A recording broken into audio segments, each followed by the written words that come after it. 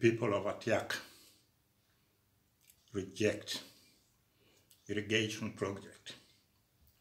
The people of Atiak sub-county in Amuru district reject 70 billion Ugandan shillings irrigation system, claiming it is a ploy to grab their land. If I was in their situation, I would do the same. A brave decision at a required moment. The project has hit a deadlock after residents labeled the development a systematic approach to grab their land. You know, we all know that the land problem in 𝙁𝙊𝙇𝙊𝙒 land is great, especially in Amuru. And any move by anybody to start this type of project can raise a lot of questions, but no answers.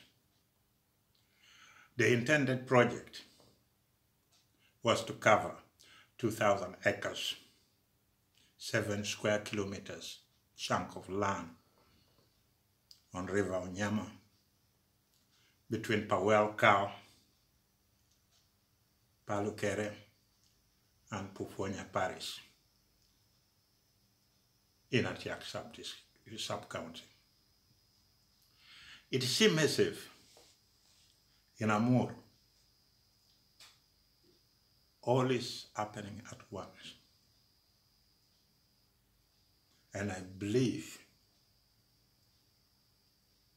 the MPs of that district have a lot to answer. And we, the people of 𝙁𝙊𝙇𝙊𝙒, hold them responsible for whatever is happening in Amuru district.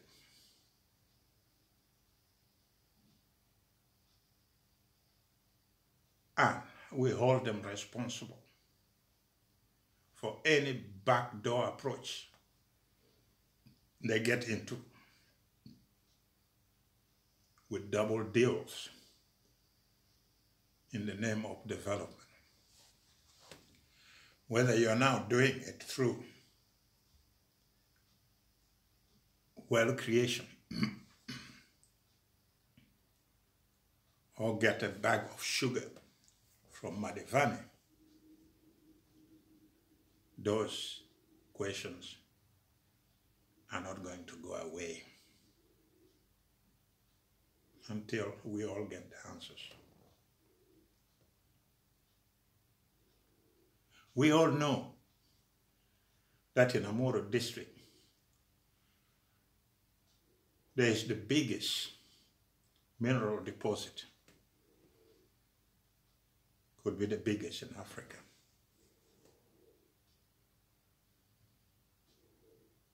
When you look at the ongoing conflict between 𝙁𝙊𝙇𝙊𝙒 and Madi in Apa and Lakan, these are all man-made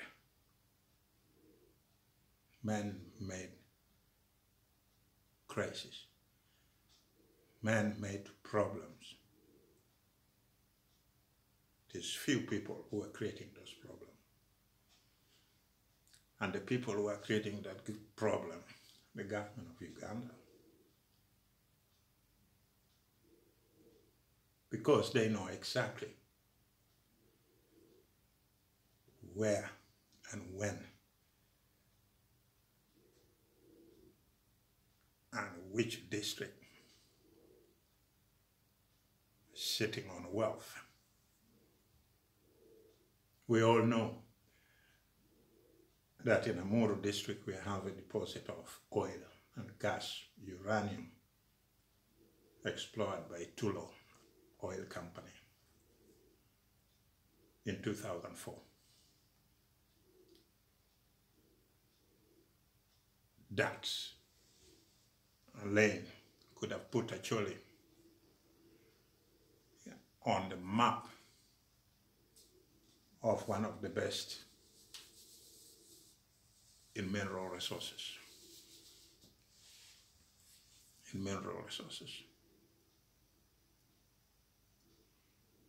The government of Uganda at that moment directed Tullow Oil not to declare their finding, not to alarm the actuaries,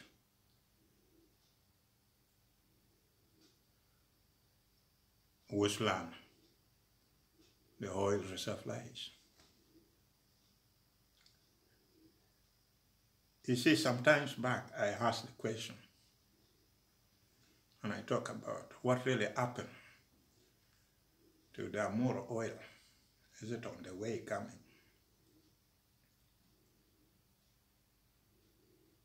These are the type of the answer you get.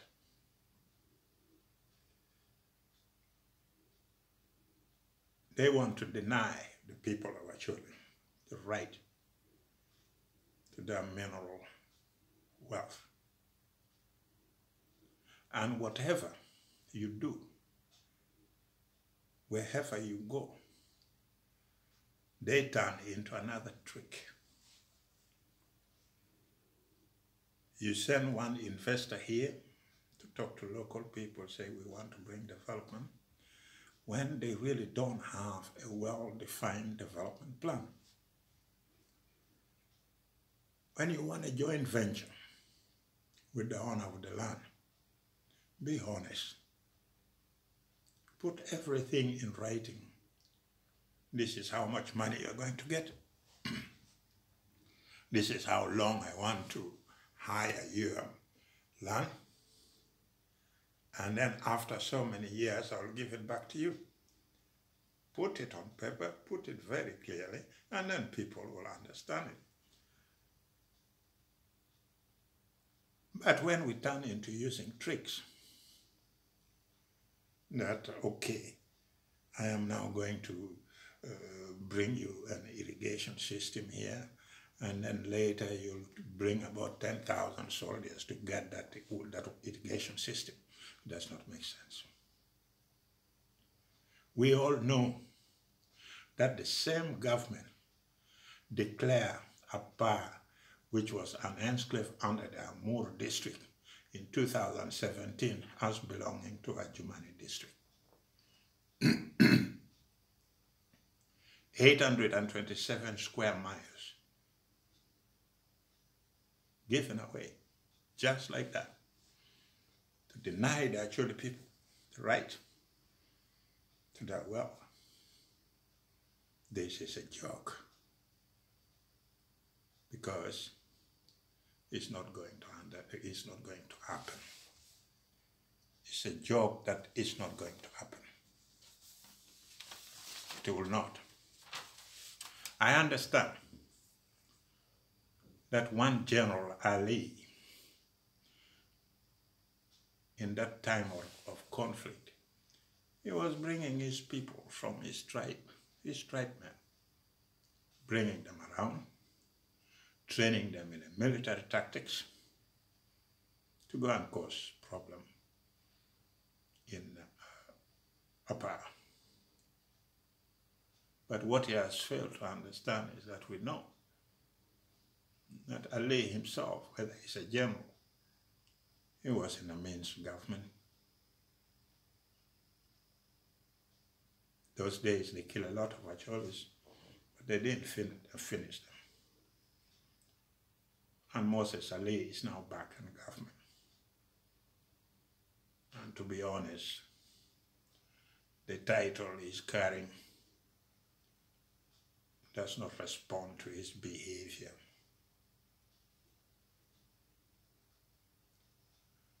But there are things he has to understand too. Not long ago, the president of Uganda said that it is time to use the law of Moses. An eye for an eye, a tooth for a tooth. president was right. And he said the NRM are using the same law. Maybe in future, we are also going to use the law of Moses to solve our problem.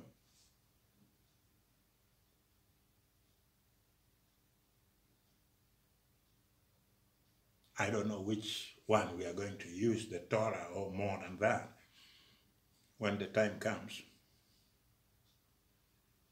We will decide.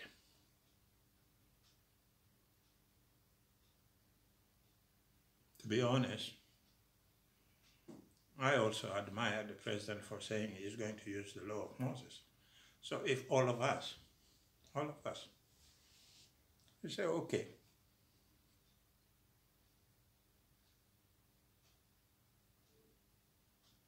you come to disturb me,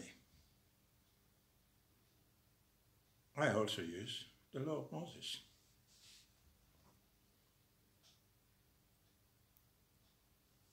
Use the law of Moses. That's what people want, isn't it? If we use the law of Moses, which is allowed by the president of Uganda, then we will be okay. Then we don't have to bother ourselves with other things. You can use it to defend yourself. That's what they want. You see, Water and Environment Ministry claimed that the project was to improve farm income,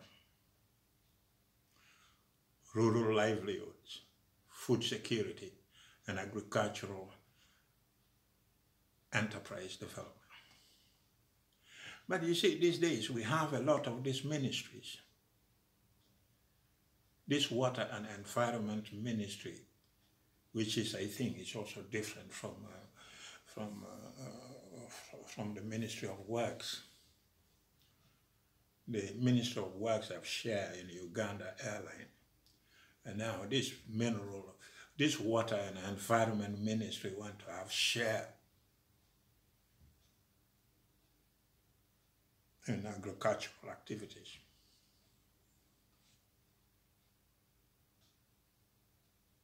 But the landowners in Amuro, in the demarcated area, have since declined to offer their land for fear of it being grabbed by the government. They are right. I would have done the same. Their argument is very simple.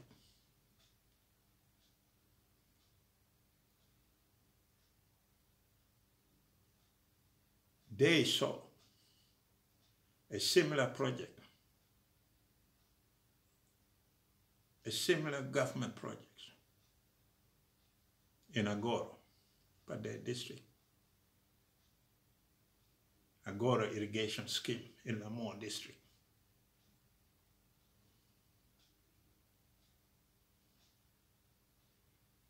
That have not brought or had any impact on agriculture or agricultural productivity in that region. The project has failed to impact the lives of local people.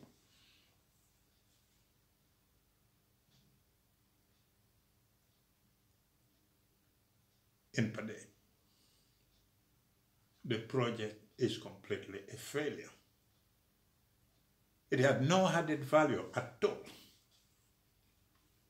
For the last years, the project in Agoro has yielded nothing, because it does not serve the interest of the local people. It does not serve the interests of those people in the district, but it serves the interests of people who are behind the 70 billion shillings project? Let's ask ourselves. Who are the people behind the 70 billion? Who are the shareholders? When you look at Uganda Airlines, the Minister of Work is also shareholders. And then we talk about water, environment, and ministry. They also want to be shareholders. So when you have the 2,000 acres of land in Atiak, in Amur, they will become shareholders. I think the people has the right to say, no, I'm not going to give you that. Because maybe it's a plan to steal my land. I would have done the same. I would have also refused it.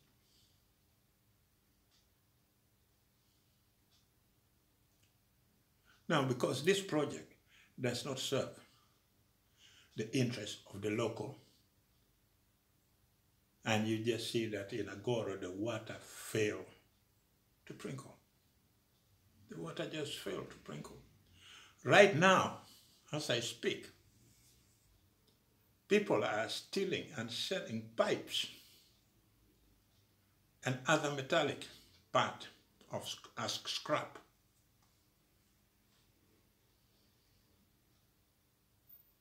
As scrap. And you call that a project?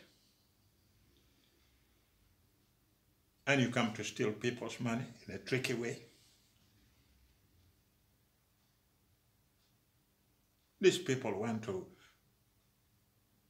Lamu. They went to Agoro and saw the project. That project does not work.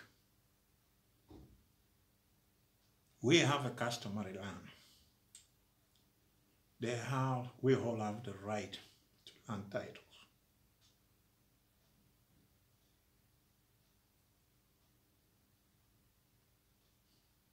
I had one of the members, some Mr. John Bosco Ochan,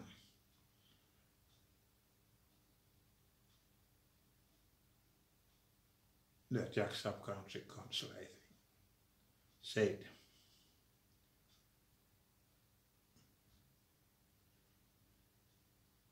the resistance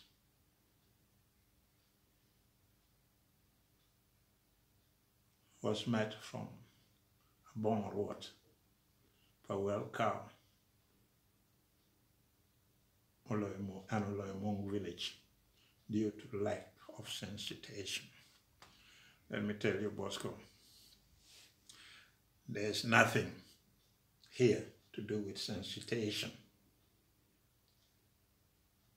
The people of Atiak just woke up and said, listen, we are not going to allow anybody to come around to deceive us, that give us a land, we'll give you development. Give us a land, we'll give you money. When you come to urinate on our grandfather's grave, it's not acceptable. The people of Atiak have spoken. I think most people in Acholi land should take the example of these brave men and women in Atiak who said, no, we are not going to give you our land. 2,000 hectares, 7 square miles to be given away, whether to a ministry or to who or you, the people who are leaders in that district, are having dubious arrangement in the name of development. Let me tell you something, Bosco. You better wake up.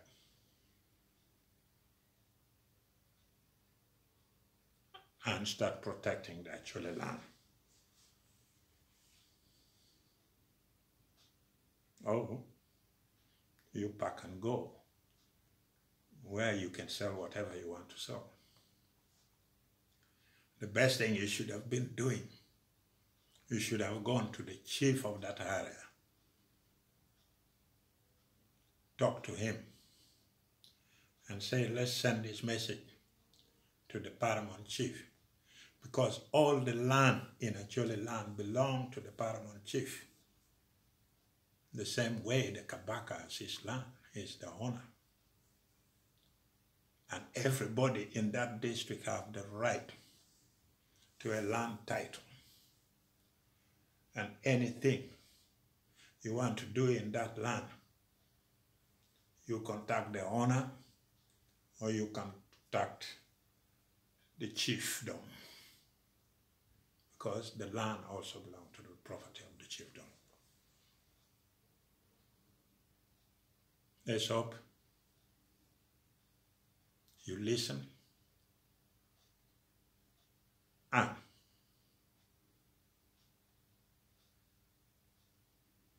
we all say thank you, Atiak. You have shown that there are still people left with brain to protect their ancestral land. Good job. I will be back. Thank you for listening.